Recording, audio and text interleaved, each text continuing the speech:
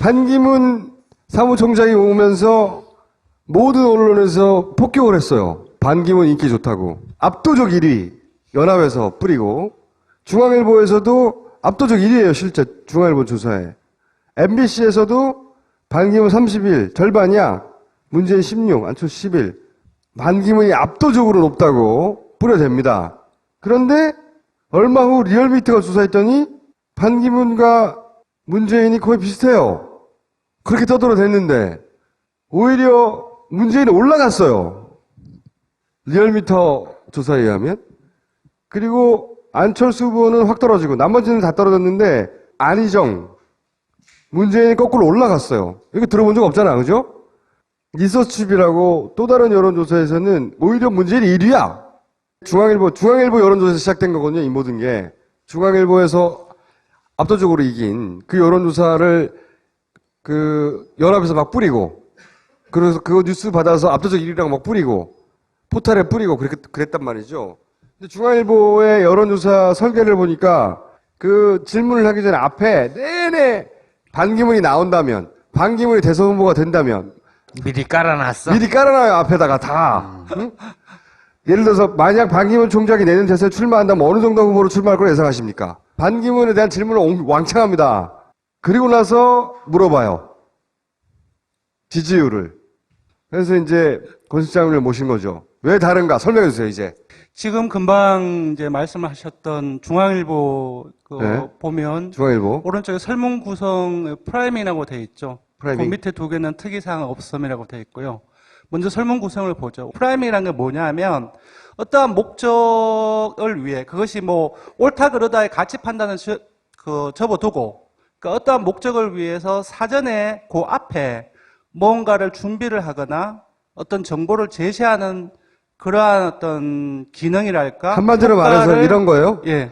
원하는 수치를 내기 위해서 앞에다가 쫙 깔아주는 겁니까? 선도한다 이런 말이죠? 예, 맞습니다. 뭔가를 자기가 원하는 또 어떤 목적을 위해서 그거와 목적 달성을 위해서 관련되어 있는 정보라든지 어떤 어떤 물질이라든지 그런 부분들을 미리 깔아주는 것들을 얘기합니다. 그렇게 조사하면 안 되는 거잖아요. 그렇죠. 여론조사가 그러면 안 되잖아요. 그렇습니다. 금방 이제 말씀한 정말 반 총장 이름이 무려 앞에 메인 지지도 조사를 하기 전에 무려 앞에 5번이나 거론이 됩니다. 출마할 것 같으냐 마느냐. 그리고 지금 출마 선언을 했는데 이미지가 좋냐 나쁘냐. 출마에 대해서 찬성하냐 반대냐. 어느 당 소속으로 출마할 거냐. 그리고 출마해서 대선을 출마를 한다면 완주할 거냐 말 거냐. 그 전화주소에서 한 보통 20초면은 100분이니까 1분 40초잖아요. 1분 40초잖아요. 1분 40초는 전화주에 상당히 긴 시간입니다. 다른 후보를 지지하는 사람 전화 끊어요. 그 사이에. 맞습니다. 그럴 수도 있습니다. 그리고 전화조사는 상당히 빨리 진행되기 때문에 자기가 인지하지 못하는 과정에서 어떤 각인 흑교가 계속 더 씌워지고 그리고 마지막에 어떤 문항에 대해서 특정한 방향으로 선택을 하게 돼요. 자기도 인식하지 못합니다. 그래서 이러한 프라이밍 효과가 중앙일보에는 상당히 많이 그러니까 제가 예전부터 계속 물어본 이거 일부러 그런 거잖아요. 일부러. 중앙일보 여론조사팀도 그걸 모르지는 않을 것 같아요. 그러면 중앙일보가 반기문 여론조사 수치가 높게 나오라고 일부러 그런 거잖아요. 언론 같은 경우는 사실 기사를 팔아먹고 많은 클릭이라든지 독자의 집중을 많이 받아서 이제 생존하는 기관을 볼 수 있는데 그런 목적이 없다라고 볼 수는 없지 않을까. 상당히 말을 하기가 조심스러운데요. 이렇게 높게 나올 수밖에 없잖아요. 이렇게 설계하면. 예, 이렇게 설계하면 당연히 높게 나올 밖에 없습니다. 거기다가 무려 5개나 반복이 됐기 때문에 좀 과한 설문 설계죠. 그러니까 여기서 우리가 알 수 있는 건 반기문 지지율을 높이 띄워야 할 이유가 보수에 존재했다는 거지. 그죠? 그러면 MBC도 마찬가지입니까? 근데 MBC RNL 같은 경우는 무려 반기문하고 문재인과의 차이가 더 격차가 벌어졌음에도 여기 더 높아요, 오히려. 불구하고 특이사항이 없잖아요. 근데 네. 제일 우측에 먼저 한번 보시죠. 집전화? 예. 집전화 64%, 핸드폰 전화가 36%인데, 이제 보통 2번으로 먼저 넘어가서, 오른쪽에 2번, 이게 통계표를 한번 보십시오. 보통 좀 진보적인 성향의 그 후보들 같은 경우는, 조사원이 앞에 없는 기계음으로 해서 스스로가 그냥 혼자서 버튼을 누르는 방식의 ALS 조사에서 지지도가 높게 나옵니다. 반면 반기문 한번 보십시오. 전화 면접이 바로 위에 조사원 면접입니다. 이것이 한 7% 정도가 자동응답보다 높게 나오죠. 그러니까 보수 성향이 더 많이 나오는 방식으로만 조사를 해가지고 오히려 이렇게 프라이밍 한 것보다 더 높게 만드는 거군요. 예, 맞습니다. 이것도 일부러 한 거네, 그렇게. 누가 이렇게 중앙일보하고 MBC에다가 반기문이 굉장히 높게 나오도록 최대한 설계하라고 했을까요? 거기에 프라이밍까지 겹쳤으면 한 40%가 됐네. 여기에, 그쵸. 프라이밍까지 집어넣었으면 예. 40%도 안 될 수 있었는데, 예. 그 2배 정도만 나오게 하랬나 보지, 뭐. 예. 만약에 공평하게 언론이, 포탈이 공평하게 뉴스를 퍼뜨렸다면 이걸 퍼뜨렸다고 생각해봐요. 그럼 반기문이 아니라 문재인 대세론이 형성되는 거야. 아, 반기문이 나와도 안 되는구나, 문재인한테. 그렇죠? 지금 현재 그렇게 드라이하게 여론조사를 하면 예. 반과 문의 표차가 거의 없는 겁니까? 이게 저희들 아까 금방 조사 결과를 네. 좀 6주 동안 시계열로 이제 간단하게 요약을 해드렸는데요. 네. 지금 같은 경우는 제가 봤을 때는 지금 현 시기에서는 조금 오차범위 안에서 반기문 총장이 그 문 전 대표를 앞서고 있지 않느냐라는 생각이 들고요. 오차범위 앞에. 보통 오차범위라는 것은 쉽게 말하면은 언제라도 뒤바뀔 수 있고 내일이라도 뒤바뀔 수 있다는 것을 의미하거든요. 그래서 거의 비슷하다라고 볼 수 있을 것 같아요.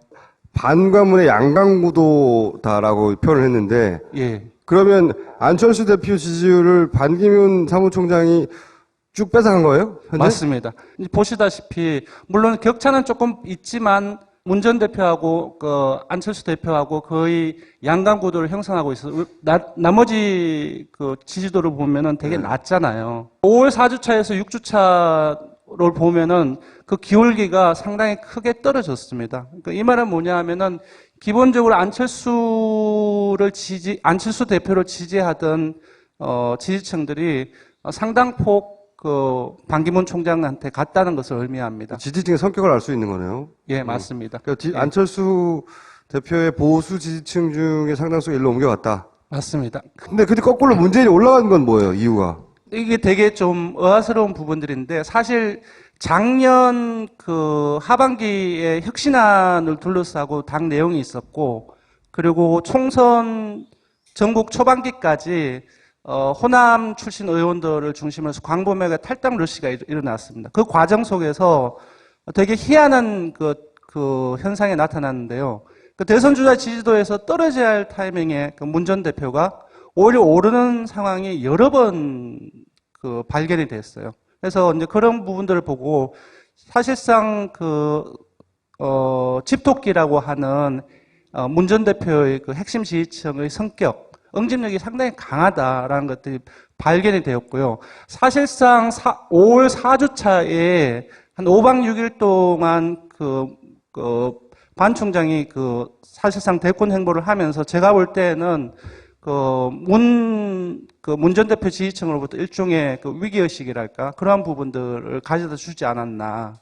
그래서 오히려 지난번 이제 혁신안 과정에서 당 내용이라든지 탈당 러시에서 반등했던 경우처럼 반등하지 않았나 그렇게 해석을 하고 있습니다. 문재인 대표 지지층의 특징은 평상시 잊어버리고 있다가 네. 뭔가 위기에 처했다거나 예. 이러다가 큰일 나겠나 싶으면 결집한다 오히려. 그래서 27.1% 올랐다가 한 3주 연속 떨어지고 있는 상황이었어요. 근데 이제 5월 4주차에 반기문 총장의 한국에서 5박 6일 행보로 언론에서 엄청나게 대서특필이 되었잖아요. 그 과정 속에서 아까 말씀드린 것처럼 그런 어떤 역결집을 하지 않았나 그런 생각을 하고 저기 있습니다. 호남 지역 지지율에 문재인 23.6, 안철수 17.7, 예. 반기문 13.6 이렇게 예. 돼 있는데 예. 반기문 13.6에 안철수 이전 지지율이 상당히 많이 가 맞습니다. 있나요? 가 있습니다. 이전에는 계속 안철수 대표가 더 높았나요?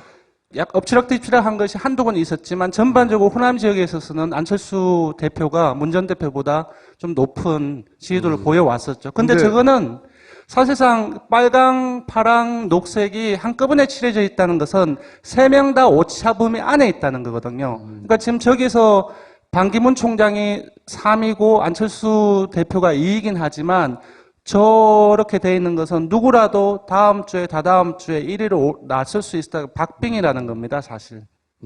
어쨌든 광주 전라에서도 크게 흔들렸네요. 맞습니다. 크게 흔들렸고 이제 오른쪽으로 보시면 사실 그 녹색이 칠해지지 않은 그냥 백색으로 있는 것은 1위권이 아니라는 겁니다. 그러니까 오차 범위 밖에서 아니라는 거예요. 모든 지역에서 3위가 돼버렸네. 예, 맞습니다. 1위권으로 가기는 좀 힘든 상황이라는 거죠. 그러니까 1위권으로 갈 수 있는 것이 광주 전라이고, 그리고 국민의당이고, 국민의당 또한 이제, 더불어민주당이라든지 새누리당 보면은 상대 후보들, 즉, 반 총장이라든지 문 전 대표의 지지율을 보면 6.3%하고, 그리고 2.8%밖에 되지 않는데, 국민의당을 보면은 반기문 총장이 14%예요.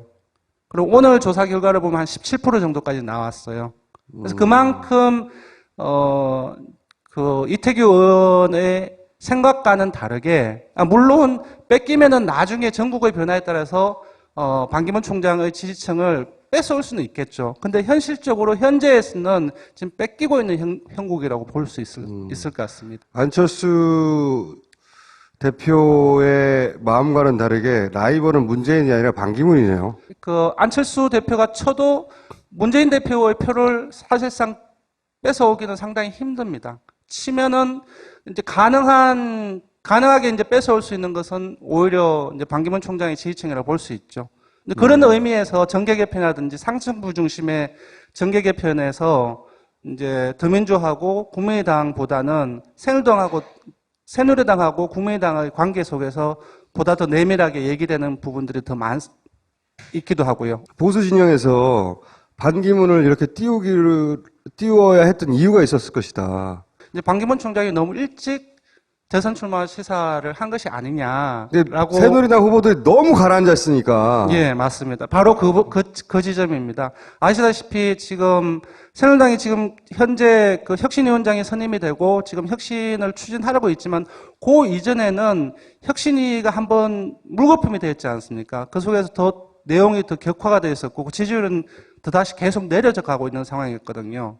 그래서 출구가 사실 보이지 않는 상황이 일정 정도 지속이 되었는데 반기문 뗄감을 쓴 거예요, 한 번. 예, 바로 직후에 반기문 총장이 이제 일종의 대권 행보로 연결이 되었고 그래서 대통령 지지도 하고 새누리당 지지도가 일제히 계속 다 지금까지 계속 오르고 있습니다. 그래서 그런 단기적인 효과를 그 일부 새누리당 진영에서 단기적인 효과를 보기 위해서 조금 일찍 끌어내지 않았나 그런 해석도 가능한 상황입니다. 그런 힘이 존재한다는 거예요. 그래서 여기서 우리가 바보야? 우리는 절대 안 속아. 이렇게 생각할 수도 있는데 호남 민심이 바본가? 이렇게 생각할 수도 있는데 아니 자기가 접하는 모든 매체에서 그러는데 또 어떻게 알아? 그죠? 그게 몰고 갈 수 있다. 항상 주의해야 된다. 그거를 알려주시려고 나온 것이고. 맞습니다. 네. 그래서 이제 지난번부터 꾸준히 질문해왔던 일부러 그랬다는 것도 그렇게 위험한 얘기까지 했어요? 네. 일부러 그런 거잖아요? 일부러는 그렇지 않았겠지만 제가 볼 때는 이 프라이밍 앞에 5개를 깐 거는 좀 심했다는 거죠. 예, 일부러 했던 안 했던 전 잘 모르겠는데 잘 모르겠어요, 솔직히. 근데 이거는 좀 심했다는 거죠. 예. 오늘처럼 이렇게 분명하게 얘기한 건 처음인 거예요. 자, 그럼 일부러 한 것으로 결론 내면서 리얼미터 권 실장님도 드디어 인정했다고 얘기하면서 오늘 여기서 마치겠습니다. 예. 백이야. 감사합니다.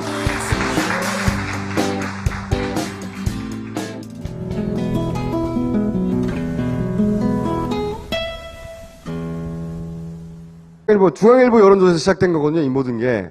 중앙일보에서 압도적으로 이긴 그 여론조사를 연합에서 막 뿌리고, 그래서 그거 뉴스 받아서 압도적 1위라고 막 뿌리고, 포탈에 뿌리고 그랬단 말이죠. 근데 중앙일보의 여론조사 설계를 보니까 그 질문을 하기 전에 앞에 내내 반기문이 나온다면, 반기문이 대선 후보가 된다면, 미리 깔아놨어? 미리 깔아놔요, 앞에다가. 반기문 사무총장이 오면서 모든 언론에서 폭격을 했어요. 반기문 인기 좋다고. 압도적 1위 연합에서 뿌리고 중앙일보에서도 압도적 1위예요. 실제 중앙일보 조사에. MBC에서도 반기문 31, 절반이야. 문재인 16, 안철수 11. 반기문이 압도적으로 높다고 뿌려댑니다. 그런데 얼마 후 리얼미터 특이사항은 없음이라고 되어 있고요. 먼저 설문 구성을 보죠. 프라임이라는 게 뭐냐 하면 어떠한 목적을 위해 그것이 뭐 옳다 그르다의 가치 판단은 접어두고 그러니까 어떠한 목적을 위해서 사전에 그 앞에 뭔가를 준비를 하거나 어떤 정보를 제시하는 그러한 어떤 기능이랄까 한마디로 말해서 효과를- 이런 거예요. 예. 원하는 수치를 내기 위해서 앞에다가 쫙 깔아줘. 응? 예를 들어서 만약 반기문 총장이 내년 대선에 출마한다면 어느 정도 후보로 출마할 걸 예상하십니까? 반기문에 대한 질문을 왕창 합니다. 그리고 나서 물어봐요. 지지율을. 그래서 이제 권 실장을 모신 거죠. 왜 다른가? 설명해 주세요, 이제. 지금 금방 이제 말씀하셨던 중앙일보 네. 보면 중앙일보. 오른쪽에 설문 구성 프라이밍이라고 되어 있죠. 프라이밍. 그 밑에 두 개는 이걸 수사했더니 반기문과 문재인이 거의 비슷해요. 그렇게 떠들어댔는데 오히려 문재인이 올라갔어요. 리얼미터 조사에 의하면. 그리고 안철수 후보는 확 떨어지고 나머지는 다 떨어졌는데 안희정, 문재인이 거꾸로 올라갔어요. 이거 들어본 적 없잖아, 그죠? 리서치비라고 또 다른 여론조사에서는 오히려 문재인이 1위야. 중앙